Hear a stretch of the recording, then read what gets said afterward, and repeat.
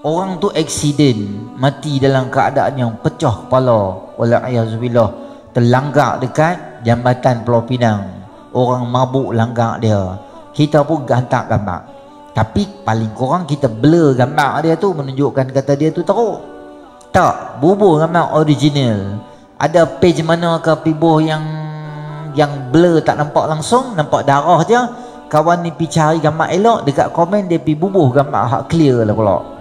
Kita boleh cerita jahat orang yang dia terkenal dengan jahat dia tu, dengan syarat jahat yang dia buat tu memang open. Memang banyak kali kita jumpa di traffic light Sungai Tiram ni, dia tangan dia pegang kasbet buat tak reti minum gitu je. Kita pernah tengok dia ni memang selamba ya, duduk di taman ku tu, bawa orang perempuan macam-macam orang tiap-tiap hari main berzina, dan dia terang-terang buat benda jahat tu, memang orang kenal dah. Dia ni tengok pelik dia ni, hari-hari duduk bawa tangan tu ada arak ya, pelik dia ni. Kita pun cerita, dia tu siapa dia? Dia itulah Pak Mat tu yang mabuk tu. Boleh cerita seorang sebab dia buat jahat dia secara open.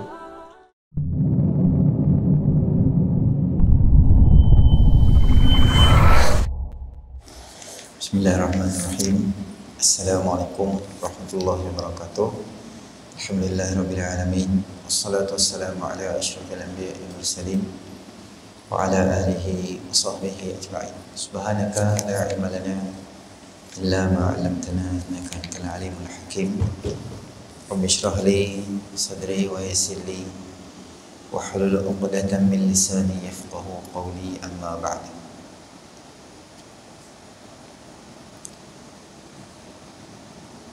Pengurusi hajatan besar, tuan-tuan muslimin muslimat yang dirahmati oleh Allah Subhanahu Wa Taala. Bagaimana kita panjatkan kesyukuran kita kepada Allah Subhanahu Wa Taala kerana dengan limpah rahmatnya Allah Subhanahu Wa Taala beri kita sama-sama peluang berada di dalam majlis ilmu kita pada malam ni. Moga-moga kehadiran kita akan tergolong di dalam mizani hasanatina, di dalam timbangan amal soleh kita nanti. Amin ya rabbal alamin.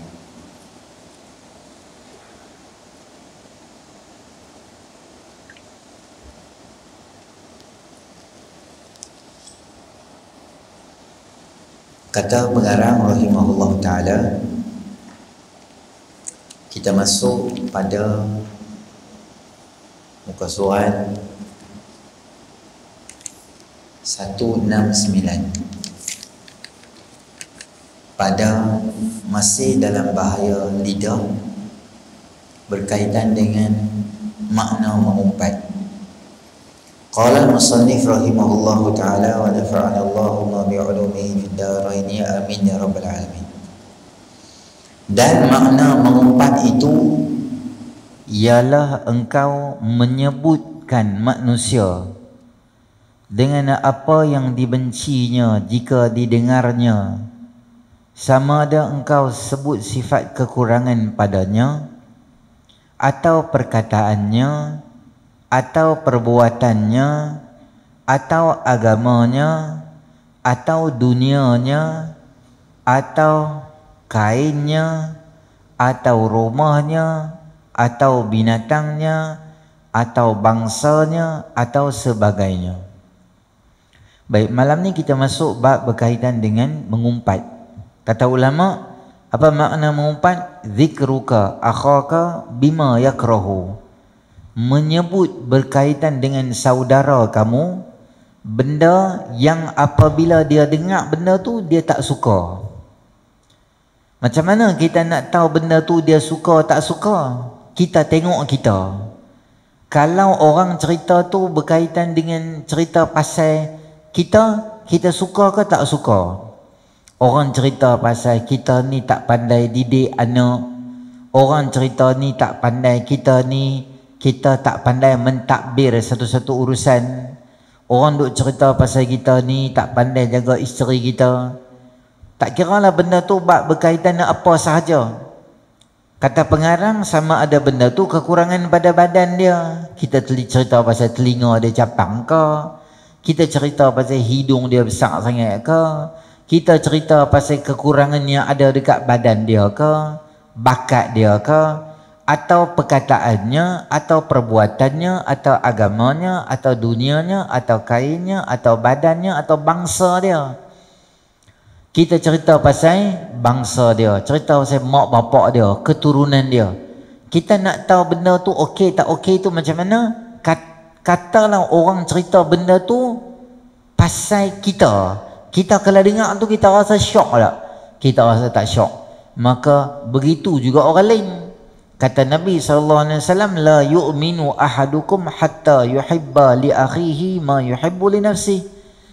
Tidak sempurna iman seseorang tu andai sekiranya dia tak suka, dia tidak, la yu'minu ahadukum, sehingga dia suka dekat saudara dia ma yuhibbu li nafsihi, apa yang benda dia suka. Kalau kita suka kita diperbuat begitu, maka demikianlah kita buat dekat orang. Kalau orang suka kita layan orang, kita suka orang buat baik dekat kita, maka kita buatlah baik dekat orang. Cerita dia macam tu.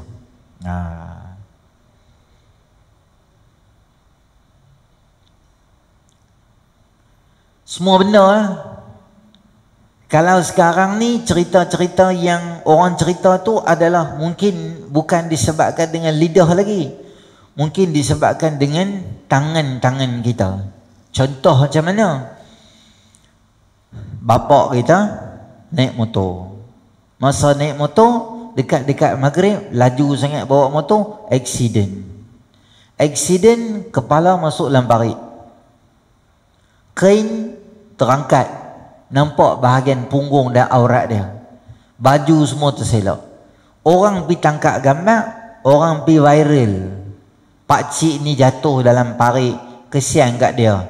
Orang hak post tu okey lah. Bukan okey, tak okey juga benda tu. Tambah dok komen di bawah tu macam-macam lah apa semua. Tambah dia tu pula pakai kain saja, hak kecil tak pakai di dalam. Macam-macam lah orang dok cerita. Jadi kalau orang tu yang kita, kalau orang tu bapak kita syok lah orang dok cerita gitu. Orang both, orang kita pun dalam Facebook contoh siapa pun, orang like gambar tu. Kita bara ada orang duk like gambar tu. Adalah gambar tu lebih kurang 20,000 like. Kita syok tak? Tak syok. Maka kalau kita tak syok, janganlah buat dekat orang. Orang tu accident, mati dalam keadaan yang pecah kepala, walaiyazubillah, terlanggar dekat jambatan Pulau Pinang. Orang mabuk langgar dia. Kita pun hantar gambar. Tapi paling kurang kita blur gambar dia tu, menunjukkan kata dia tu teruk. Tak, bubur gambar original. Ada page mana ke pibuh yang blur tak nampak langsung, nampak darah je. Kawan ni pergi cari gambar elok, dekat komen dia pergi bubuh gambar hak clear lah pula. Yang pecah tu mak kita, yang pecah kepala tu anak kita, yang pecah kepala itu adik-beradik kita, sepupu kita, mak lang kita, pak teh kita, pak ngah kita, cinema kita, periapa kita. Kita syok tak benda-benda macam tu? Tak syok lah. Kalau kita tak syok, kita jangan buat dekat orang lain. Itulah maknanya, jangan kita ni buat bagi sakit hati orang. Maka sekalian yang demikian itu dinamakan mengumpat lagi zalim. Sekalipun jika engkau sebutkan itu benar. Mengumpat ni hukum dia apa? Dosa besar. Dosa besar. Dosa besar ni cukup kita buat sekali je, maka kita akan dapat satu name tag, satu stiker malaikat dilekat di dada. Stiker tu nama dia fasik.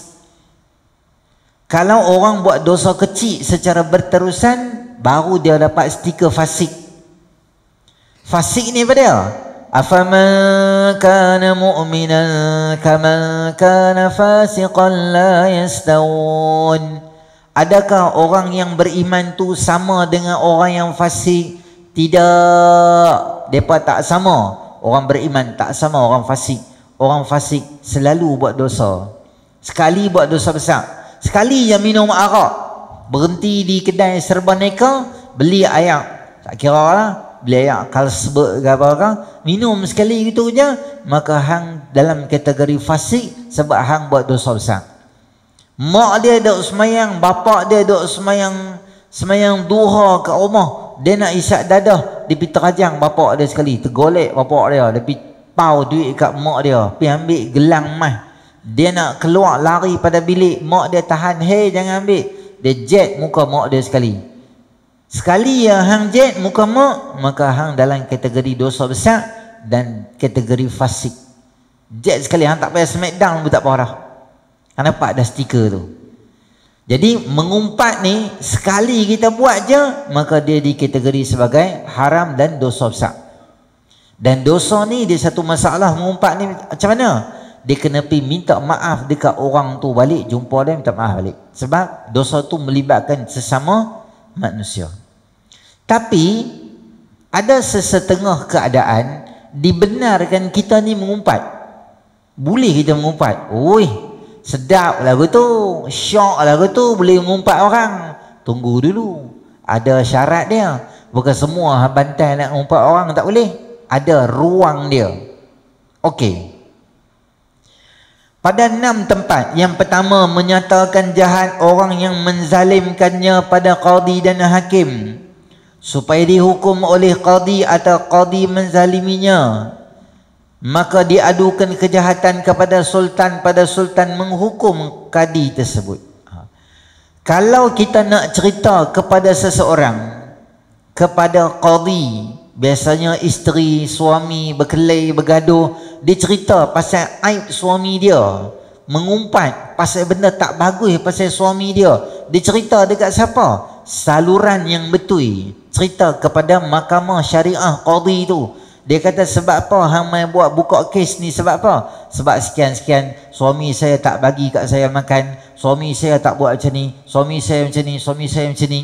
Maka benda tu dibolehkan di dalam syarak sebab kita nak cerita kezaliman dia untuk dapat satu jalan penyelesaian untuk benda tu.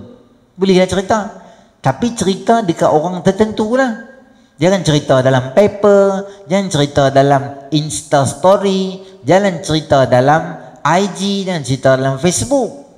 Tambah dapat kat media, suami saya macam ni, suami saya macam ni, suami saya macam ni, tersebar aib orang. Dosa buat aku tu tuan-tuan. Saya nak ingatkan juga pada media lah, TV, paper dan sebagainya. Kalau seseorang tu hanya baru tertuduh, tak tahu betul tak betul lagi, dibawa ke mahkamah dibalik, dibawa ke mahkamah dibalik, tertuduh, maka kita tak boleh lagi buat satu kesimpulan untuk sebarkan aib dia, tak boleh. Contoh sebagai kita tuan-tuan, adalah dia ni pergi berubat dekat orang tu, dia tu pula adalah mengaji Quran sikit. Lepas tu katanya, kononnya orang yang mengamalkan perubatan tu dah pergi buat benda tak elok ke anak dia. Maka dia pergi report polis. Media ni tuan-tuan, bila dia dapat benda tu, apa dia buat? Ustaz rogol pesakit, dia bubuh muka depan kau tu, kalau merah pula. Jadi orang jadi syok. Ustaz mana pula ni jadi rogol ni, tak guna ni, penunggang agama, penunggang kuda, penunggang kebau, macam-macam daripada komen di bawah. Padahal pastikah dia tu buat benda tu? Belum tentu lagi, baru buat laporan polis. Bila nak kena buat? Kena masuk mahkamah, cek dulu, dah disabitkan hukuman betul, kata dia ni salah, tu lain lah cerita. Tapi tak salah lagi, kita pun pergi dedahkan pada dia semua benda tu. Yang tu kena hati-hati.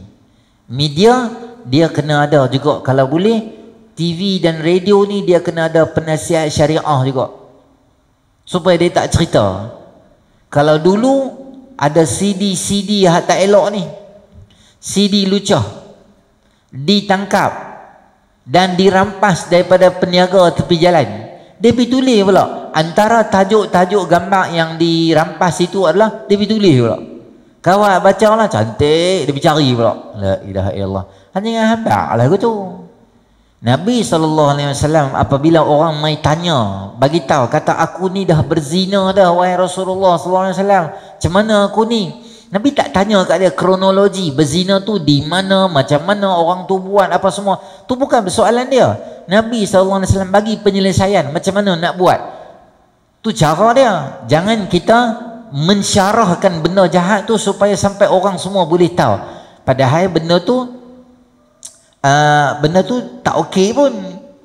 Dalam Quran dia sama juga. Benda jahat dia tak syarah secara mendalam.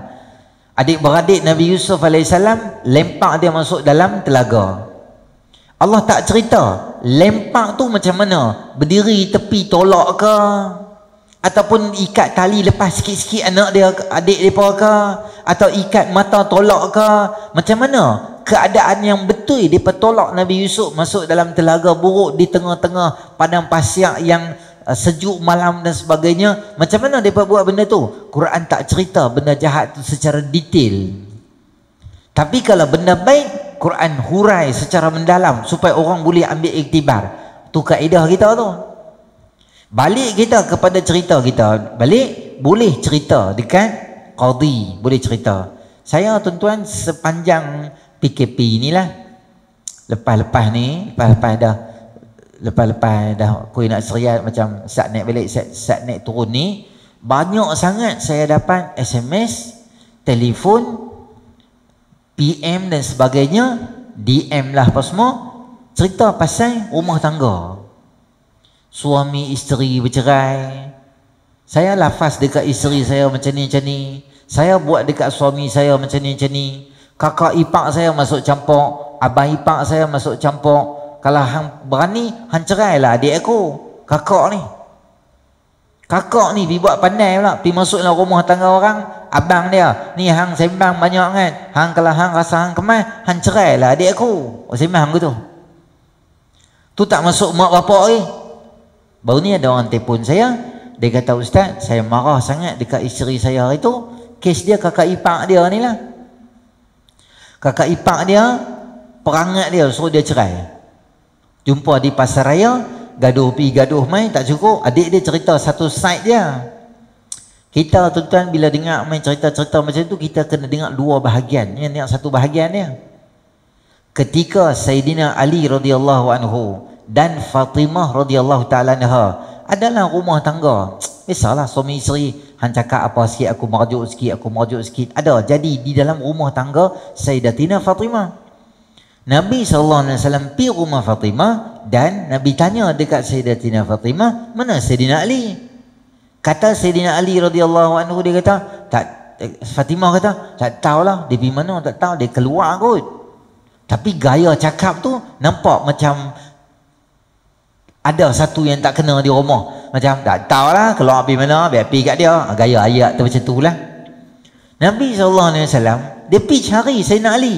Dia pergi cari Sayyidina Ali tidur berhampiran jauh sikit. Nabi Sayyidina Ali tidur di lantai di padang pasir tu, berpasiak-pasiak dah badan dia. Dia tidur bukan baring pun, bukan tidur baring saja gitu lah. Jadi benda kat rumah tu jadi berdebu-debu sikit badan tu. Nabi SAW pergi duduk dekat dia, Nabi pegang dia, Nabi kata dia, "Qum ya Aba Turab." Kalau bahasa terjemahan rasmi, bangunlah wahai si debu. Tapi bukan maksud dia macam tu. Maksud dia Nabi macam nak buat lawak, macam Nabi nak hiburkan Sayyidina Ali. Pak mentua anak merajuk, Nabi SAW pergi kat dia, Encik debu, bangun, mai. Ni apa ni berdebu-debu, jom balik rumah. Nabi bujuk dia. Nabi tak side dekat anak dia. Walaupun anak dia Fatimah ni anak yang Nabi SAW sayang. Jadi berlaku apa-apa, dengar dua-dua bahagian. Yang tu yang paling tepat dan bagus. Bila kakak ipar dia perangat dia kat kedai, dia balik rumah, kat pasar raya, dia balik rumah, dia kata kat isteri dia, aku cerai ke hang lafaz dengan talak satu. Dia telefon saya, Ustaz jatuh ke tak talak saya? Saya kata kat dia, cerai ni dia ada dua lafaz. Satu kita panggil dia lafaz kinayah, satu kita panggil dia sebagai lafaz yang sarih.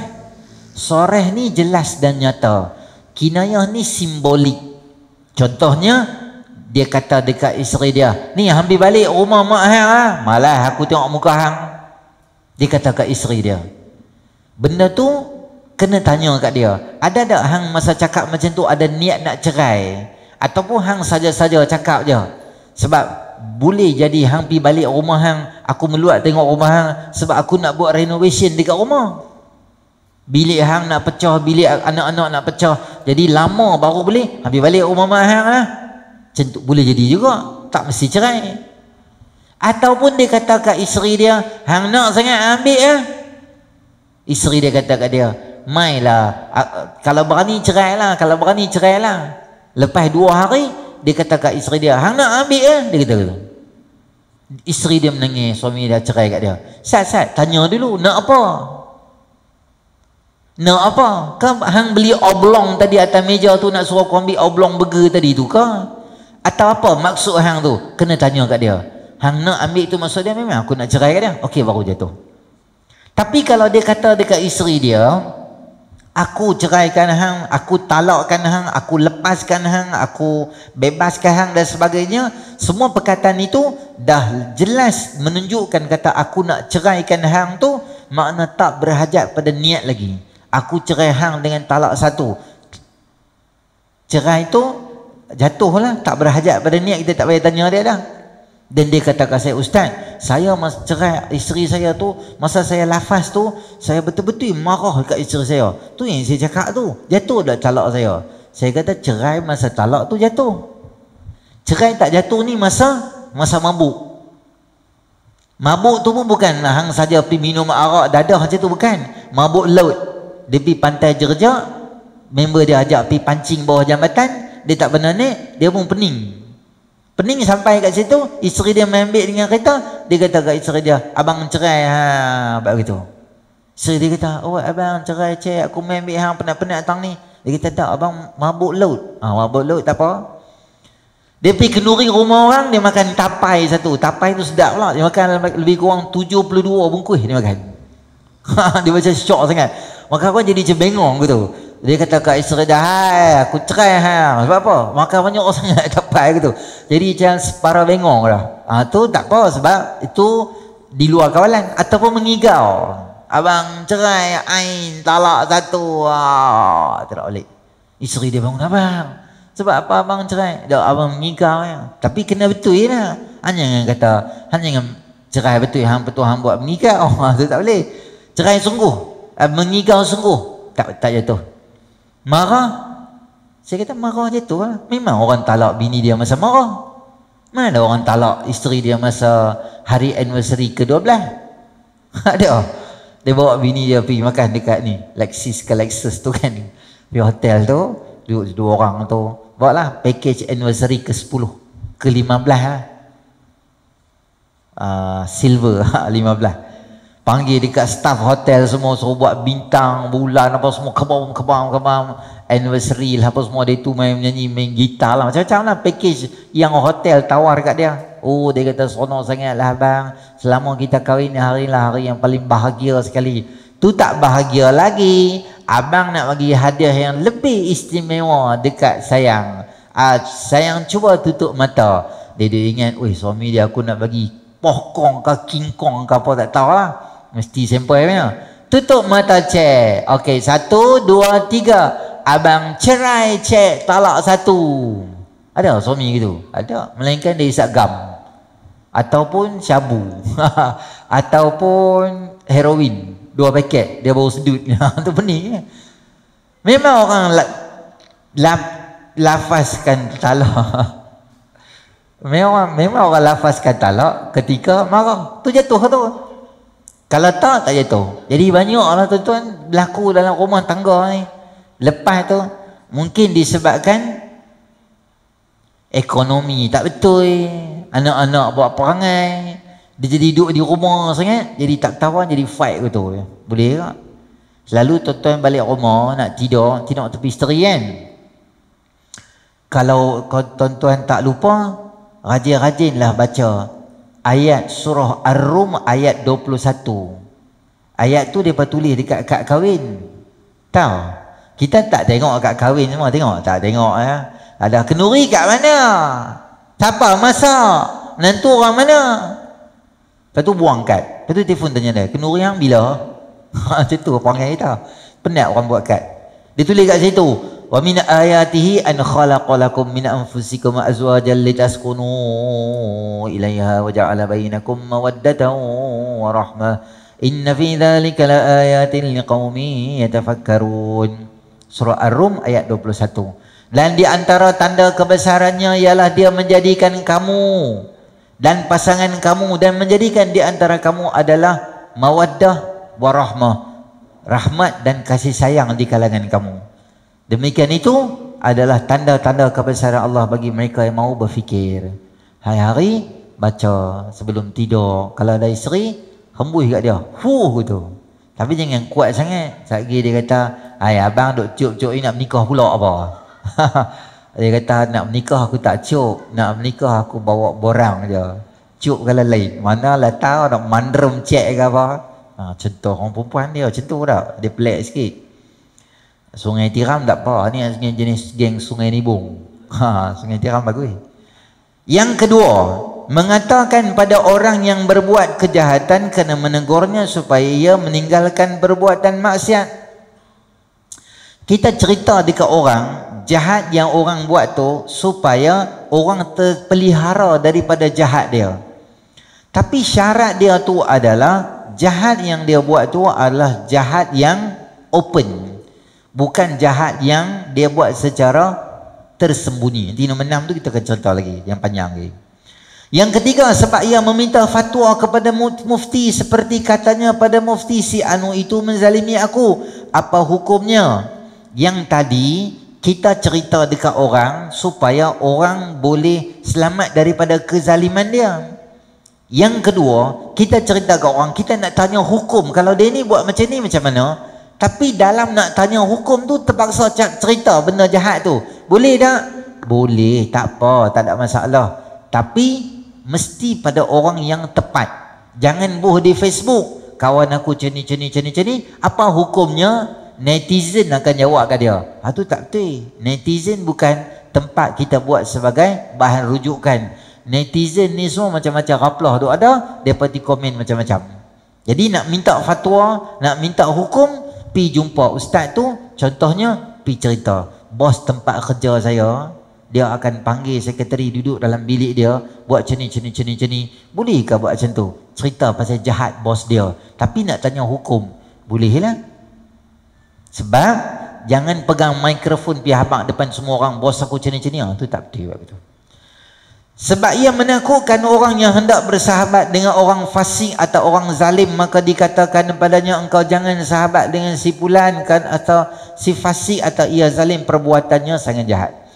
Kita nak kawan, kita tengok satu orang, dia duk kawan dengan satu orang, member dua orang ni, kita pi dekat dia, kita kata kat dia, hang duk kawan dengan dia tu ke? Dia tahu, kami lawan, kami member dua orang. Oi, bagus dia rajin belajar aku. Kami nanti pergi sini, kami nanti pergi sana, kami jalan sana dua orang, kami member rapat. Dia kata, hang hati-hati sikit dengan dia. Sebab apa? Sebab dia ni ada kes dulu. Dulu masa aku duduk dengan dia dekat Johor dulu, aku kenal dia ni. Duduk satu taman dengan aku. Macam-macam orang dia raja aku tu. Depa kalau dia pergi Johor memang depa disebab dia 3 suku mak, depa dipukul dia. Betul ke? Dia curi duit orang, dia buat MLM palsu lah apa semua ni. Hang tengok kereta dia. Betul ke? Dia tak pernah cerita kat aku. Tapi hang hati-hatilah. Sebab benda ni di Johor. Aku tak tahu dia main Pulau Pinang, dia buat kedai jahat tu. Kita pergi cerita benda jahat satu orang kat satu orang yang lain supaya dia ni terselamat daripada dia tu. Sebab aku rasa betul juga. Sebab dia pernah ajak aku nak join satu bisnes, dia minta kat aku 50,000. Dia kata dia boleh dapat perkembangan duit macam ni semua. Dia kata baik, hati-hati dengan dia. Boleh tak buat begitu? Boleh. Sebab kita nak ingatkan orang jangan terpedaya dengan kejahatan dia. Tak kira lah rasuah ke, kaki zina ke, kaki tipu orang ke, kaki pukul orang ke. Kita cerita dekat orang. Boleh tak? Boleh, tak apa, tak ada masalah. Yang seterusnya, sebab hendak memberitahu nama orang yang tidak diketahui, melainkan dengan sebut aibnya, seperti dikatakan si fulan buta, capek, tempang, dungu atau sebagainya. Kita ni duduk dekat Pulau Pinang. Ada member kita duduk di Sungai Tiram ni, pindah pergi duduk dekat mana? Pergi duduk dekat Sungai Petani. Satu hari ada sepupu kita kahwin. Kita pun dah lama dah, nombor telefon member pun dah hilang. Tapi dia habaklah kat kita. Dia duduk kat taman sekian-sekian, rumah sekian-sekian, dia habak macam tu. Dia pernah hantar kita gambar corner lot rumah dia tu. Kita pun pi ronda di taman dia, cari tak jumpa. Ada 3-4 orang duduk di kedai kopi kat taman tu. Kita kata kat dia, kenal tak Pak Haji Mae? Contohlah kalau ada Haji Mae, tak maaf lah contoh ya. Dia Pak Haji Mae dulu dia duduk di Pulau Pinang, dia duduk di kawasan kat Bayi Lepas tu. Kita Haji Mae mana? Kita pun mula susun kat dia bagi orang kenal. Haji Mae tu yang pakai pesona baru plate PPJ tu. Dia kata, sini semua kami lain ni semua pakai pesona. Memang taman kami semua beli pesona. Alamak. Yang dia tu tinggi-tinggi, yang dia laki, yang bini dia perempuan tu.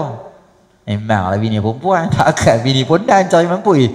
Kita pun cerita semua baik dia. Kita cerita dia macam tu, dia pandai azan, dia pandai tahlil, dia dulu kecil-kecil sekolah rendah dulu masuk 4 kali 100. Kita cerita semua.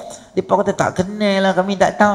Maka dia pun mula cakap satu benda buruk. Yang buruk tu orang Sungai Petani tak tahu. Buruk dia tu orang Bayi Lepas ya tahu. Apa dia? Mae dulu, Mae mana lah di Pulau Pinang dia pada panggil lah Mae Boge. Mae Boge awak tak apa orang kenal. Tapi kalau dia dengar Mae Boge tu dia geram, dia hambat kita sampai kepala batas. Kalau dia tahu, tapi dia tak tahu. Tersemang dia tu je. Syarat dia lepas habis semua cerita benda baik dia. Kita susun dia ni bagus, dia ni tok imam, dia ni bekas macam ni khaita macam ni, dia dulu kerja kaunser dulu apa semua. Depa pun tak boleh detect, depa punya internet tak boleh capai dia punya capaian tu. Maka kita bubuh satu benda tak elok sap orang boleh ingat tu.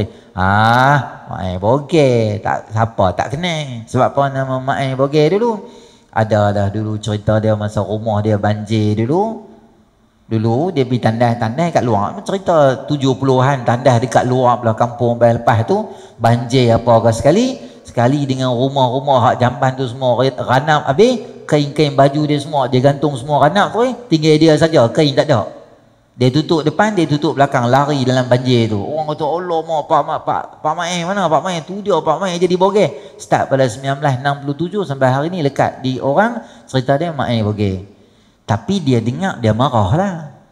Tapi kita kata Mae Boge ketika tu tak dosa, walaupun kita cerita jahat orang. Macam tu. Ataupun ada satu orang tu, dia tu tangan dia macam dia pandai, tukang urut yang pandai. Kita pergi masuk belah Greek, dia duduk di Greek tu. Orang duduk cerita kalau patah tulang semua dia pandai. Kita pun pergi duduk di kedai. Tapi orang panggil dia apa? Orang panggil dia Pak Mat Cengkoi, orang panggil dia. Sebab tangan dia cengkoi sikit gitu. Tapi dengan cengkoi tu dia urut, dia pandai. Cengkoi tu yang buat pandai. Kita pun pergi kat dia, macam mana cari tak jumpa, lalah kita pergi di kedai kopi tu. Kita tanya, kenal tak dia tu yang tukang urut tu? Dia kata sini ramai tukang urut ni, kami tak kenal mana satu. Pak Mat tu nama dia Pak Mat Cengkoi, dia kata dia. Dia kata kenal? Siapa? Aku lah Pak Mat Cengkoi. Mampu dia hambatkan cangkui tu. Kalau dia dengar dia marah lah. Tapi nak tak apa. Saya nak main mengurut 18 orang. Tak apa, dia dapat income masyuk bagusnya. Dia tak marah gitu. Apa-apalah benda tak elok kita boleh cerita kat orang. Dia tu jongang ke cerita kat orang. Kak Ani lah ni, mana ni Ani duk berniaga nasi lemak dulu, tak kenal lah ni mana tu. Alah, yang dia baru panggil Ani Tonggek tu. Ani Tonggek awak tak abang, dia jiran aku je. Boleh. Tapi masa tu je ni lepas hari-hari duk buat di Facebook tukar tu, aku pergi jumpa Ani Tonggek mana tak boleh. Dosa. Boleh cerita. Yang seterusnya adalah menyebut kejahatan orang yang masyhur dengan fasiknya, atau masyhur dengan zalimnya, atau masyhur dengan perzinaan, atau minum arak dan mencuri dan sebagainya. Kita boleh cerita jahat orang yang dia terkenal dengan jahat dia tu, dengan syarat jahat yang dia buat tu memang open. Memang banyak kali kita jumpa di traffic light Sungai Tiram ni, dia tangan dia pegang kasbet buat tak reti minum gitu je. Kita pernah tengok dia ni memang selamba ya, duduk di taman ku tu bawa orang perempuan macam-macam orang tiap-tiap hari main berzina. Dan dia terang-terang buat benda jahat tu, memang orang kenal dah. Dia ni tengok pelik dia ni, hari-hari duduk bawa tangan duduk ada arak ya. pelik dia ni. Kita pun cerita. Dia tu siapa dia? Dia itulah Pak Mat. Pak Mat tu yang mabuk tu. Boleh cerita seorang. Sebab dia buat jahat dia secara open. Tapi kalau jahat yang dia buat tu tersembunyi, maka haram kita cakap saja-saja pasal dia. Contoh sebagai kita tuan-tuan, satu hari kita pukul 12.40 kita pergi jumpa member kita dekat hotel dekat Tanjung Bunga. Contoh. Habis semua jumpa member mesyuarat awal pukul 9. Member kita main pada Kuala Lumpur. Esok kita nak kerja. Dia kata main lah jumpa aku lama tak jumpa hang. Kita kawan sekolah menengah. Ui pergi sembang dia. Cerita macam-macam lah. Cerita pasal keluarga, anak lah apa semua. Kerjaya semua. Pukul 12.30 lah. Allah mak 12.30 lah. Tak apalah kami balik dulu lah. Kita pun balik. On the way duk balik tu, turun di bawah motor kita nak pergi ambil, di hujung motor kita kat sini, kat ujung motor sana tu macam kita kenal. Ini macam Pak Haji ni macam aku kenal ya. Kita pun pergi dekat sikit. Betul Pak Haji tu duk atas motor dengan awet Nepal seorang. Bagus punya duduk. Dia ni duk pegang hidung, dia ni duk jentik bulu mata, dia ni duk korek telinga, dia ni duk jet bau. Dua orang duk main kuci-kuci, duk main dua orang tu. Dia ni bukan duk pergi kuliah dulu. Aku tengok di kuliah tu menerap punya macam warak tasbih mata putih ni atas. Subhanallah, subhanallah, macam warak sangat. Tang ni duk-duk dengan marka Nepal duk buat maksiat ke tu. Karut Pak Haji ni yang tunggu hang. Esok subuh aku cerita dekat masjid. Tak guna memang Pak Haji. Pagi subuh mai dia pergi canang kat cerita orang. Hukum dia haram dan dosa cerita pasal tu pasal orang. Sebab apa Ustaz? Sebab dia tu bukan terang-terang buat depan orang. Dia duduk di hujung sana dia buat tu. Kalau hang betul ikhlas nak tegur, tegur hari tu juga. Pak Haji, saya kenal Pak Haji ni orang bagus. Apa Pak Haji dia buat gitu? Dia kata tu bukan saya, tu kembang saya. Dia tu Mahmud, saya Mehmet, dua orang tak sama. Oh, silap Pak. Mahmud bagus memang jenis kaki bertakwa, hak tasbih macam besar kepala bewok, main tasbih dia tiba bawa main sembahyang tu. Subhanallah, subhanallah gitu. Tu abang dia memang kaki karut gitu, memang duduk belah situ. Tak apa. Dia memang staff hotel tu. Apalah apa-apa daripada berzina ke apakah, maka jangan cerita dekat orang. Walaupun kita kenal orang, saya banyak kali habaq dah, kalau rumah tangga orang, terutama kalau lelaki perempuan, jangan cepat cerita dekat isteri dia. Cerita dekat dia terus, suami dia. Hang ni bagus aku tengok, sebab apa? Hampir kawan dengan perempuan macam ni sebab suami hang semua bagus, family anak 3-4 orang. Bapa hang duk pi sembang dengan lelaki ni buat macam ni pula. Cerita dekat dia. Tanya dia dulu siapa dia. Oh ni kawan sekolah menengah kami dulu. Tu yang kami duk sembang. Sembang tapi sunshine ya. Bukan sembang atas motor dua orang sambil berdiri sembang. Oh sembang dengan perempuan tekak mak bagi kat isteri dia. Jangan buat begitu tuan-tuan. Buat nanya kat keluarga orang elok-elok begitu. Tanya dulu. Orang perempuan ni lagilah dia macam plug in current tau. Oh kalau dapat gambar dia, pagi suami dia balik, baliklah. Seronoklah tu. Sembang dua orang. Sembang apa pula? Abang dahaga lah buat ayat kan. Pilah suruh perempuan tu baca ayat. Dia tak tahu apa tau. Jadi perempuan mana pula? Mai tang ni semua drama berlakon macam tak tahu apa. Tang situ semua orang duk buat semua orang duk cakap dah. Tak ada siapa cakap pun, dia tu seorang ya. Orang perempuan biasa dia rencah Maggi secukup rasa dia tu ada banyak paket kat rumah. Jadi dia tak tahu buat apa, dia akan rancakkan lagi benda-benda gitu. Orang perempuan dia memang pantang lah kalau suami dia menikah tu lagi. Walaupun boleh menikah, tapi dia pantang sangat. Orang perempuan sama juga lah. Bukan Sungai Tiram, Sungai Batu. Sungai Tiram pun lebih kurang tu juga. Sama ni. Okey.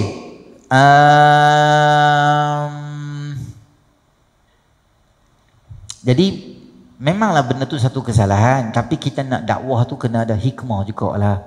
Janganlah kita dakwah tu secara cara tu tak pandai. Macam kita kalau ustaz ke nak ajak anak-anak muda main masjid, main ceramah dan sebagainya, kita ajaklah sikit-sikit perangai hikmah dengan dia. Kita jalan, tepi jalan dengan motor, tengok budak-budak duk lepak banyak, kita on the way nak pergi masjid. Dia kata, jom kita pergi masjid sama-sama, sekali balik apa sambung balik main gitar ni. Dia kata, okey jom kita pergi semayang. Gitar bawa main sekali tak apa, bersandak kat masjid je. Main tapi semayang. Oi, bagus ya. Dia ni, Pak Haji ni, dia ajak kita pergi semayang. Gitar pun boleh, tak apa main. Pistol pun Pak Gad bawa masuk dalam masjid, gitar apa barang. Oh, betul juga. Jadi budak-budak dia seronok lah. Jangan pergi dekat mereka berhenti motor buat muka motor. Ni tali setan. Tuhan dia azab hamba. Alamak, tali setan lah. Lepas tu hempuk gitar atas kepala kita. Dia tak boleh, dia kena dakwah tu dengan hikmah. Tengok budak-budak rempik naik motor tu. Hai, hampa ni semua ahli neraka. Jual motor, wai suku pergi beli kitab main mengaji dengan aku. Alamak. Budak rempik langsung jual motor beli kitab. Dia tilanggang motor-motor betul ya. Dah, jangan atas terus. Pelan-pelan bawa main dulu. Tu nama dia hikmah. Han tengok ada orang buat salah, buat dosa, buat maksiat. Nak tegur dia, tapi tegur tu cara dengan hikmah dia. Jangan viral tak ketahuan, jangan cerita pasal buruk orang dan sebagainya. Itu adalah sebahagian daripada amalan-amalan yang tidak diajak dalam syarak. Kita mengaji kitab Hidayatus Salikin, fasa yang ketiga ni fasa tasawuf. Tasawuf ni maksud dia apa? Akhlak yang baik. Jangan buat naya ke orang, jangan buat zalim ke orang. Tengok orang senyum, jangan 24 jam buat muka garang gitu. Kita Hidayatus Salikin bawa ketiak, muka macam nak makan orang. Tak kena gitu. Turun jumpa di traffic light, Assalamualaikum, ya, Waalaikumsalam. Sihat, baik sihat, alhamdulillah tu. Ni duduk di traffic light muka tu. Dia sebab apa aku bakar rumah hang yang marah sangat sebab apa? Aku tak buat apa kat hang pun. Jadi muka dah aku mengaji tasawuf muka kena garang. Pelik gitu. Nabi SAW bapak tasawuf yang paling champion. Orang tengok dia, kata sahabat, aku tak pernah tengok Nabi dalam satu hari pun Nabi tak senyum kat aku. Bila pun senyum ceria, seronok macam Pak Haji dah tengok. Bila pun seronok ya gelak. Orang masuk rakaman ni, depa selalu ditanya, siapa Pak Haji duk gelak kuat sangat dalam rakaman tu? Saya rasa satu hari media kulah ni satu hari masa gelak tu kena fokus gitu, kena zoom sikit. Jadi lepas ni orang insya-Allah Kuala Lumpur akan panggil pula Pak Haji. Kalau saya pergi ceramah, saya bawa sekali berdua gitu. Ceramah Johor pun dia bertanya, siapalah dia punya suara gelak tu kuat daripada ustaz ceramah tu. Tu yang hebat sekali tu. Jadi ala kullihannya bagus dia ceria. Senyum tu ada lah, tapi 24 jam duk gelak tak betul juga lah. Ada hari gelak, ada hari tak gelak tu, macam tu bagus. Jadi insyaAllah nanti kita akan jumpa hukum keempat, menjaga lidah, bertengkar, berbahas dan berbantah. Tu benda bahaya lidah juga. Okey, insyaAllah. Saya tuan-tuan, pada hari esok bukan, Rabu, kita ada sambutan Ma'ali Hijrah peringkat negeri Pulau Pinang. Ma'ali Hijrah di Masjid Bukhari. Saya ada ceramah lah. Saya ceramah malam tu sempena sambutan peringkat negeri itu di Masjid Bukhari. 6.30 baca Yasin, tahlil semua. Lepas maghrib slot saya sampai isyak. Lepas isyak berhenti, betul ada perasmian. TYT nanti main, ada toko Ma'ali Hijrah, ada apa-apa lah daripada susun gitu. Esok tu cuti kan, tentu kesempatan boleh sama-sama pergi dengar ceramah Ma'ali Hijrah dan support program untuk yang Jabatan Agama buat tu di Masjid Bukhari, Sungai Pinang, Masjid Baru tu, insya-Allah. Baik, itu saja. Auzubillahi minasyaitonir rajim. Bismillahirrahmanirrahim. Alhamdulillahirabbil alamin. Wassalatu wassalamu ala asyrafil anbiya'i wal mursalin wa ala rasulih ajma'in. Allahumma anfa'na bima 'allamtana wa 'allimna ma yanfa'una wa zidna ilma. Rabbana atina fid dunya hasanah wa fil akhirati hasanah wa qina adzaban. Wa sallallahu ala sayyidina Muhammadin nabiyil ummi wa ala rasulih ajma'in. Alhamdulillahirabbil alamin.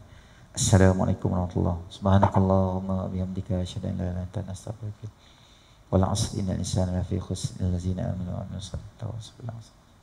Subhana rabbika rabbil izzati amma yasifun. Salamun alal mursalin. Alhamdulillahi rabbil alamin.